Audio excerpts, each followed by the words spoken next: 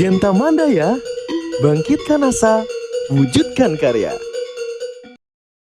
Halo Sobat Gemai, masih tahu Riau kan? Ya, Provinsi Riau terletak di bagian timur tengah Pulau Sumatera, memiliki 2 kota dan 10 kabupaten: Bengkalis, Indragiri Hilir, Indragiri Hulu, Kampar, Kepulauan Meranti, Kuantan Singingi, Pelalawan, Rokan Hilir, Rokan Hulu, Siak, Pekanbaru, dan Dumai.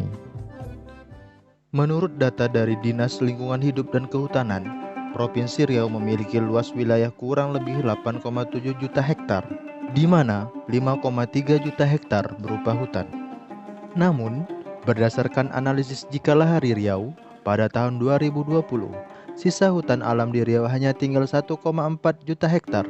Dari sebelumnya, dari pencatatan pengukuran luas hutan alam tahun 1982 seluas 6,7 juta hektar. Terlepas dari perbedaan data tersebut, dapat disimpulkan bahwa terjadi pengurangan secara signifikan luas hutan yang ada di Provinsi Riau. Dalam catatan Ditreskrimsus Polda Riau, selama 2021 telah diungkapkan 29 kasus illegal logging. Hal ini menempatkan Riau sebagai urutan kedua dalam kasus illegal logging di Indonesia. Perambahan hutan jadi pintu utama terjadinya kerusakan lingkungan di Riau, di mana hutan-hutan dirusak melalui penebangan liar. Hutan-hutan yang asri itu akan mulai kekeringan setelah kayunya dijarah. Tak sampai di situ, hutan yang mulai kekeringan mulai dibakar saat musim kemarau. Hutan-hutan itu mulai dibakar, lalu dibersihkan dan beralih fungsi menjadi lahan perkebunan. Perkebunan digarap para pelaku secara ilegal dan ditanami tanaman sawit. Kayu-kayu alam itu ditebang lalu diangkut menggunakan perahu melalui perairan di sekitar kawasan hutan. Kayu diangkut dari hutan dengan para pelaku membuat rel dari kayu yang sudah disusun. Kayu ini dibawa dari hutan ke sungai dan diangkut ke daratan. Mengutip tulisan Dr. Ahmad dan Pak Piki, krisis lingkungan yang terjadi di Provinsi Riau memberikan dampak negatif dan merusak tatanan masyarakat dari segala aspek kehidupan. Permasalahan lingkungan merupakan masalah semua anak manusia, dan dapat diperlukan dalam hal ini adalah komitmen dan tanggung jawab moral manusia untuk kehidupan yang berkelanjutan. Pembentukan komitmen dan tanggung jawab moral berkaitan erat dengan pembentukan watak serta karakter manusia itu sendiri. Kita patut mencontoh cara pelestarian hutan oleh masyarakat adat Kenagarian Rumbio Kampar yang berbasis kearifan lokal dan telah berhasil menjaga, melestarikan, dan mengembangkan hutan hingga kini.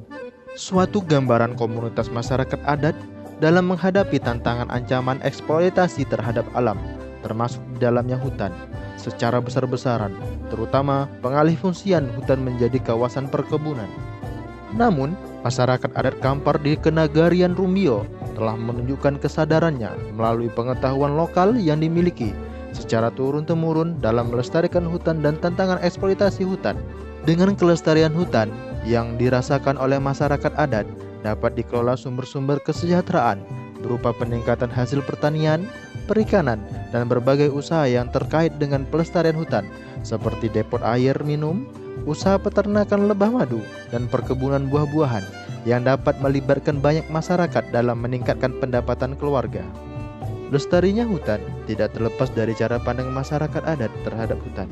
Peran dari komponen masyarakat adat yaitu peran nenek mama dan anak kepanakan, serta pewarisan nilai pelestarian hutan larangan kepada generasi muda, menjadi kunci keberhasilan masyarakat adat Kenagarian Rumbio Kampar dalam menjaga, melestarikan, dan mengembangkan hutan hingga kini.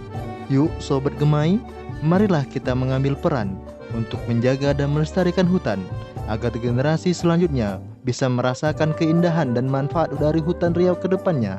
Karena hutan adalah pinjaman anak cucu kita, bukan warisan dari nenek moyang kita. Sekian.